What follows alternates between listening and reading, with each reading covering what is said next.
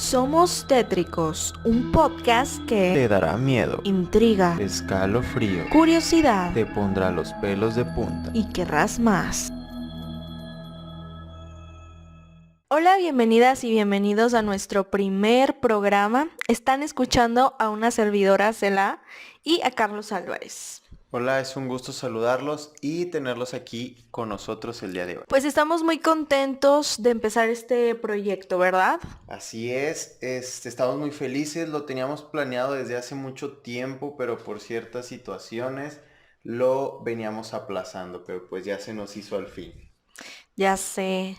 En esta ocasión, para abrir, hablaremos de un tema tenebroso, porque estamos en esas fechas y se presta. Estoy hablando de Halloween y crímenes que sucedieron en un día como hoy. ¿Qué te parece si primero empezamos a hablar sobre qué es el Halloween? El Halloween es una celebración pagana de origen celta, o sea, irlandesa. Algo así muy breve, esta celebración es como un día de muertos para ellos. Es cuando se cree que hay una brecha entre el mundo de los muertos, los espectros y todo este maravilloso y fantástico mundo y el mundo de los humanos, ¿no? Entonces, en esta celebración, al igual que en el Día de Muertos, los seres muertos pues vienen a visitar a los seres vivos. Este festival celta es conocido como Samhain, no sé si se pronuncia así, o fin del verano, que es lo que significa. Esto se celebraba cuando la temporada de cosechas terminaba y daba comienzo al nuevo año celta. Y como dice Carlos, se creía que en esta noche los espíritus de los muertos venían a caminar entre los vivos. Y se creía también que se tenían que usar máscaras para ahuyentar a los espíritus malignos. Y se hacían banquetes en las tumbas de los antepasados, algo que conocemos nosotros y que se hace en el Día de Muertos en México. Claro. Había ritos que eran purificadores, religiosos, se encendían velas para ayudar a los muertos a encontrar su camino. Y bueno, esto luego se fue mezclando con otras festividades de gente invasora como los romanos. Entonces ya se fue distorsionando un poco más. Algo que recalcar fue lo que acabas de decir, que se usaban máscaras para ahuyentar a estos espíritus. Entonces, de ahí viene el origen de que en Halloween nos vistamos de algún personaje demoniado o macabro. Sí, que usamos disfraces, máscaras. Otra característica muy importante de este día es el famoso dulce o truco, o como su nombre en inglés es trick or treat. ¿Sabes a qué se refiere esto?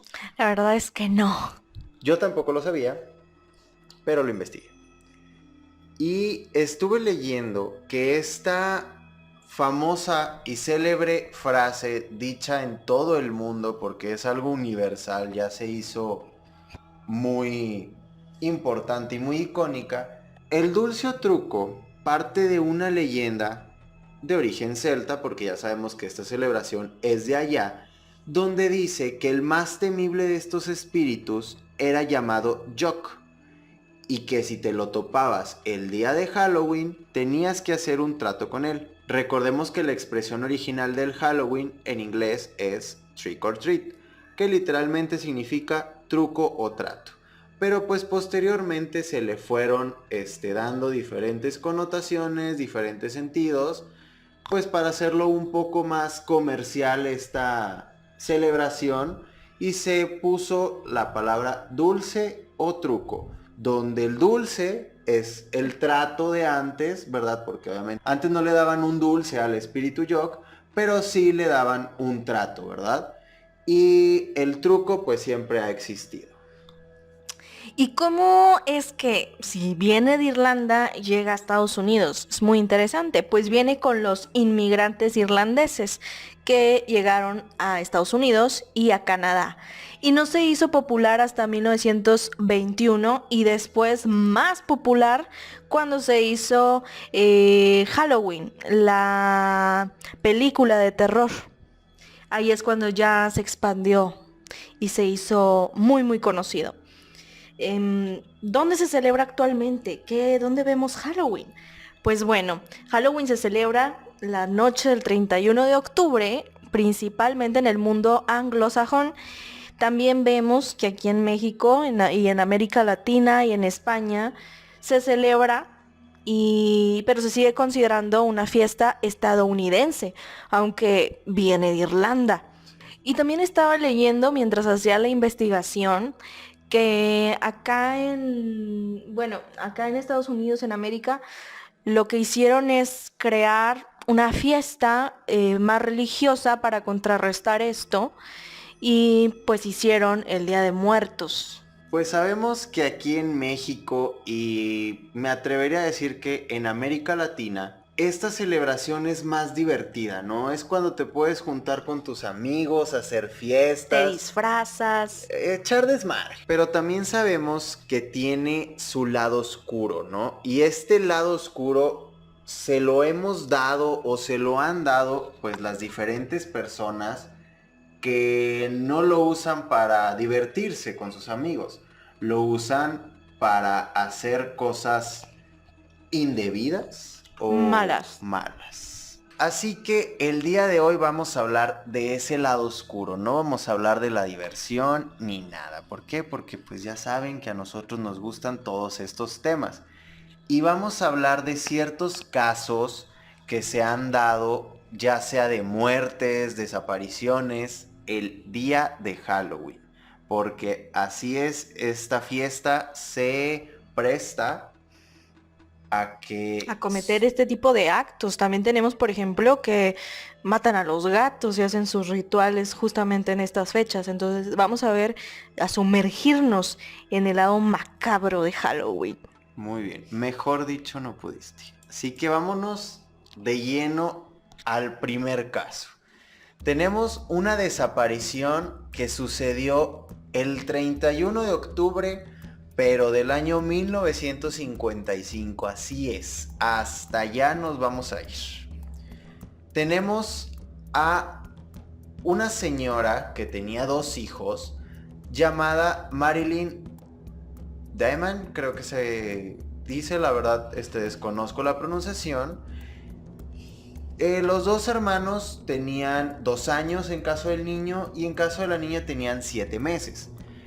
La mamá los dejó afuera del supermercado mientras ella hacía sus compras, ¿no? Al regresar con sus hijos, ya de terminar sus compras, se da cuenta que únicamente estaba la niña en el carrito. O sea, había desaparecido el niño. Entonces imagínate el impacto de la señora al ver que no se había tardado más que 10 minutos en hacer las compras, en hacer lo que tenía que hacer y ya desapareció tu niño, ¿no? Aquí nos comentan que en muchos de los secuestros de estos niños pues se busca un rescate y demás. Pues aquí no, aquí la verdad no hubo contacto con la familia, nada. La policía y las autoridades utilizaron pruebas de ADN al pasar los años, pues para saber cómo era el niño, ¿no? Y notaron que tenía un gran parecido tanto en ADN como en características físicas con un niño que fue asesinado en Filadelfia y fue encontrado en una caja de cartón, al que llamaron el niño de la caja. Al momento de hacerle las pruebas de ADN, pues vieron que no eran la misma persona. Y años después, fíjate, ya nos revocamos al 2009, o sea, algo muy, muy reciente. Un hombre de Michigan llamado John Barnes dijo que él era posiblemente Steven, aquel niño perdido en el año 1955. Se le hizo las pruebas de ADN y demostró de igual forma que no era así. Se desconoce el paradero actual del cuerpo de este niño, no se sabe si está muerto, si está vivo.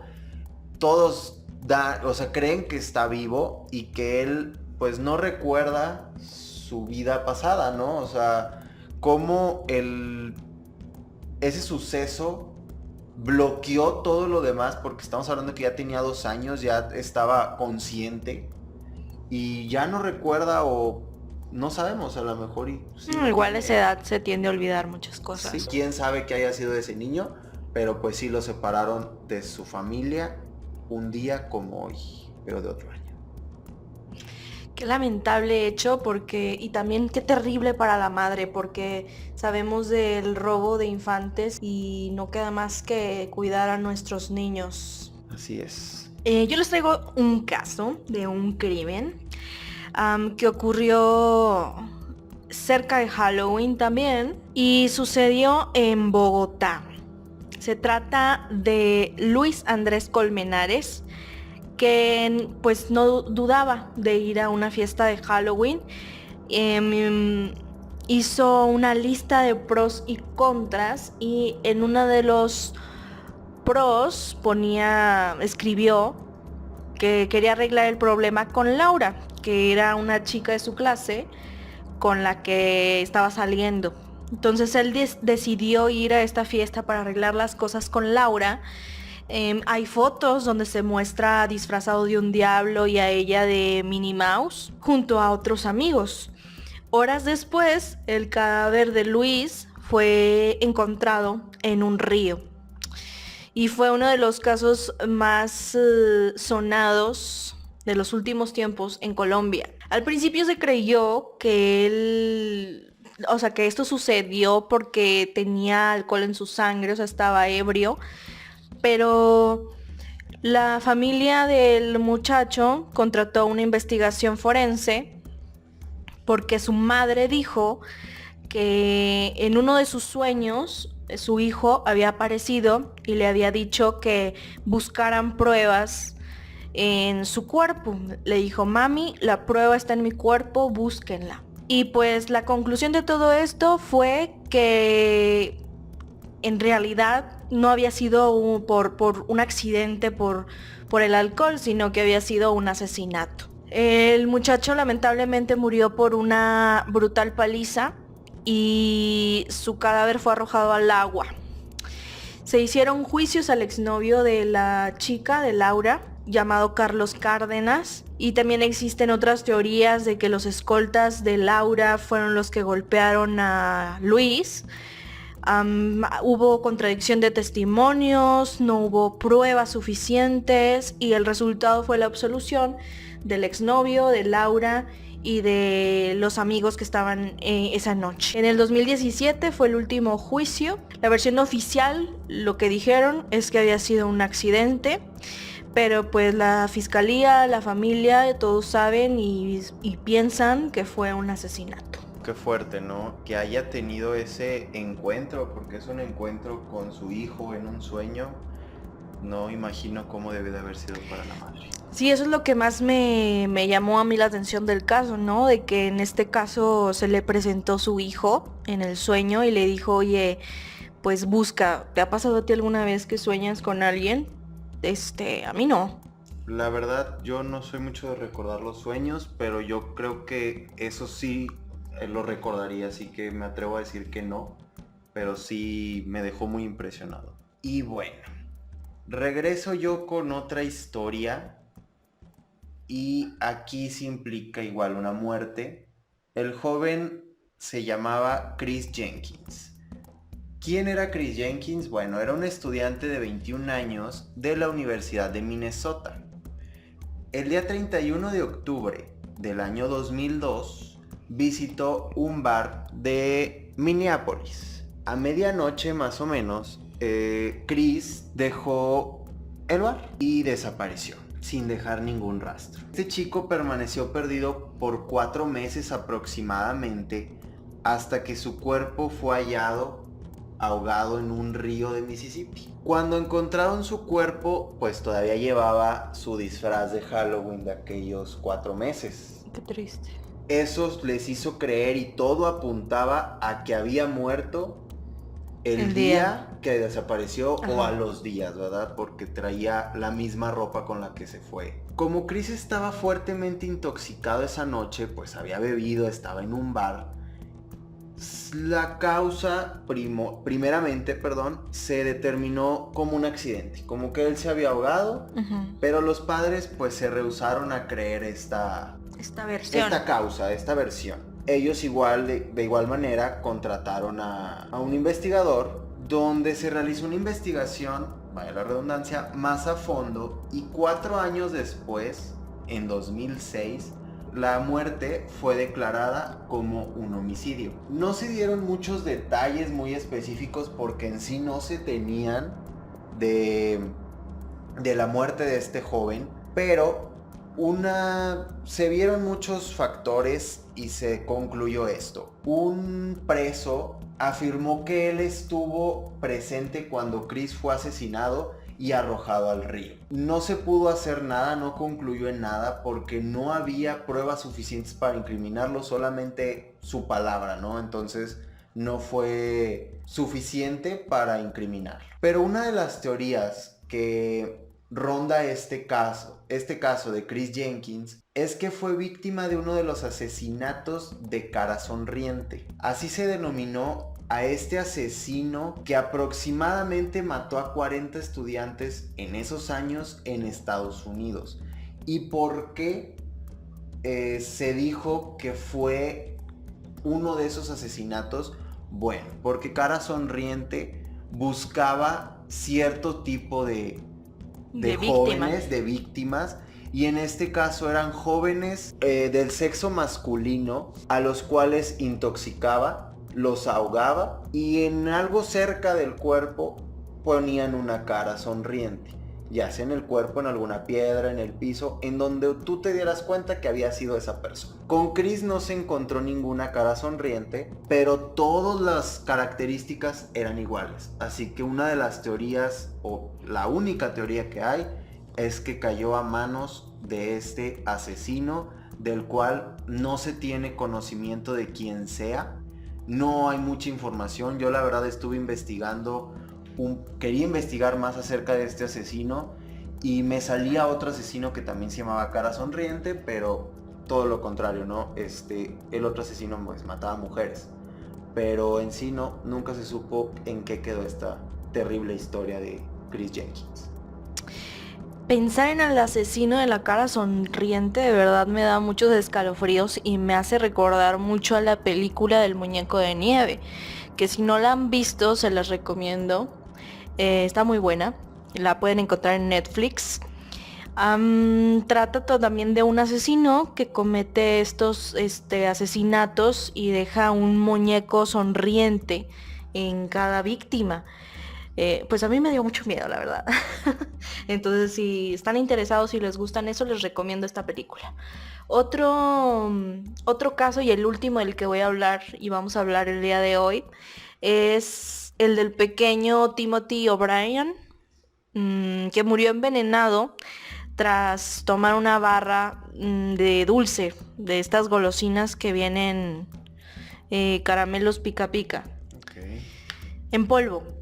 Bueno, pues lo que yo estuve leyendo es que fue con su familia y con sus amigos a pedir dulces de casa en casa. Llegaron a una casa que estaba oscura y pues no les abrieron. Entonces él junto a los otros niños, los vecinos, se fueron hacia la casa siguiente y el padre de este niño se quedó ahí insistiendo en tocar. Y tiempo después se unió al grupo y les dio dulces diciendo que pues al final le habían abierto la casa y les habían dado estos dulces en barra, estos polvos. Y entonces pues ya, cada quien se fue a su casa, ¿verdad? Con sus dulces, bien a gusto. Y pues en la noche el niño quería comer un dulce y el padre le dijo que le dio esa barra, esos polvos. Se lo comió Timothy. Y al poco tiempo, 1 hora, algo así, él murió, lamentablemente, murió. Y se hizo popular porque el dulce había sido envenenado con cianuro. El padre dijo que pues obviamente le habían dado en esa casa los dulces, pero el dueño de la casa dio su coartada y obviamente no tenía nada que ver. Y se descubrió que el padre quería los seguros de vida de sus hijos, porque también se lo dio a su hija. Quería los seguros de vida y para eso le había dado el dulce envenenado.